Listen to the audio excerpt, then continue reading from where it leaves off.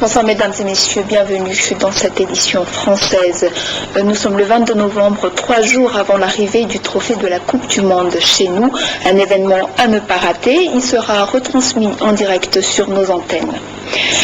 Les employés de la CIRAMA toucheront dès demain le cumul de leur salaire impayé depuis 2005. Le président de la transition Engineering Raduel l'avait annoncé aujourd'hui à Nouspé face aux victimes de la fermeture de cette usine sucrière qui doit encore 18 milliards d'ariars à la CNAPS. Niranjamapian. Vendredi midi, l'avion spécial a atterri à l'aéroport de Mosibé. À son bord se trouvait le président de la transition Andradouine, accompagné de quelques ministres. Après l'accueil officiel de la population et des autorités, direction Djamanzar, où Andradouine annonça la bonne nouvelle au personnel de la CIRAMA, privé de salaire depuis l'arrêt d'activité en 2005. En juillet dernier, lors de son dernier passage, il avait promis de trouver une solution au problème de la CIRAMA. C'est aujourd'hui chose faite grâce à la remise d'un chèque d'1,5 milliard d'ariars pour régler les salaires impayés des 960 employés. Des arriérés qui se sont étalés d'année en année, allant de 16 à 60 millions d'ariars par personne. On a fermé les yeux sur les difficultés traversées par la compagnie sucrière de la CIRAMA, dénonce le président de la transition, conscient des problèmes pécuniaires que cela aurait engendré au sein de chaque famille pour subsister. Désormais, le droit d'occupation du terrain de la CIRAMA devrait cesser, a déclaré Andradouine en évoquant les 694 hectares octroyés à des tierces pour dédommager le personnel.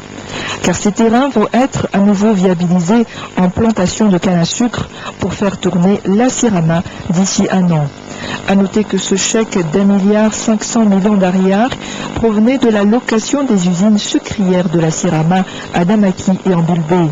Ces usines rapportent 3,5 millions chaque année selon l'explication du ministre des Finances et du Budget Radzanar Mampian.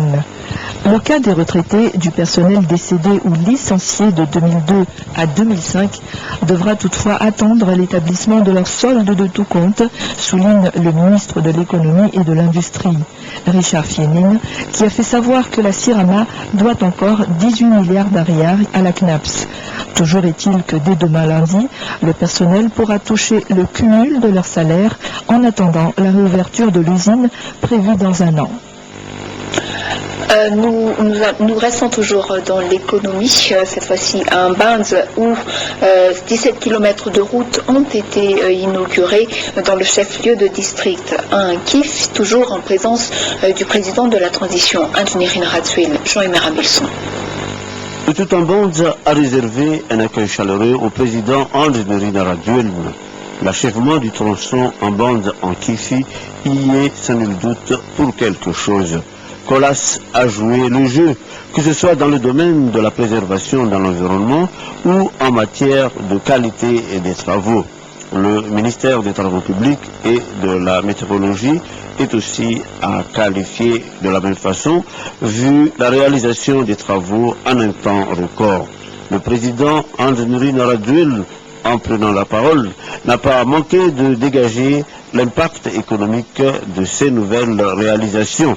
Impact socio-économique comme la circulation des biens et des personnes, l'évacuation des produits locaux, autant de priorités pour l'actuel régime. Il faudra maintenant fructifier les infrastructures existantes absolument à entretenir, financées de surcroît par la Banque mondiale.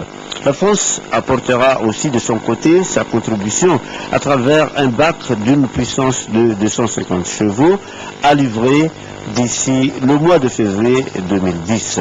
Bref, la région de Guyana est bien placée pour affronter le devenir économique et politique de Madagascar. Venons-en maintenant à l'actualité politique, toujours avec les échos du séjour du président Engineering Raduel dans le Saint-Bran, à Saint-Bave, toujours exactement, où il a répondu aux critiques à lui adressées de la part des autres mouvances. Jean-Emer Abelson. Le président André Naraduel a tenu à faire le point quant à la situation politique qui prévaut actuellement à Madagascar, d'autant que le gouvernement devait être sur pied dès hier. Il a commencé par répliquer à l'amiral Videratir qui, dans une interview en direct sur une station sœur, a qualifié de non prioritaire la descente du président de la transition à Nosibé et Mbanda. Déplacement motivé, faut-il le rappeler, par le règlement des salaires impayés du personnel de la Serama et par l'inauguration du tronçon de 17 km reliant Mbanda à Ankifi. Personne ne pourra m'empêcher de rencontrer la population d'Mbanda, devait marteler le président André Duel. Un attachement réciproque, une prise de responsabilité. Mbanda, en tout cas, sera réélectrifié suite à la demande formulée par le maire de la ville. Sambouranou aura en outre son bureau des domaines dans peu d'ici la fin de l'année. Revenons sur la politique. Le président André Duel a parlé d'une nouvelle vision, car il faut être de 100 ans, le recours à la cogestion. Il existe pourtant, selon ses propres précisions, des mouvances qui campent tout simplement sur leur position. Je ne me laisserai pas faire.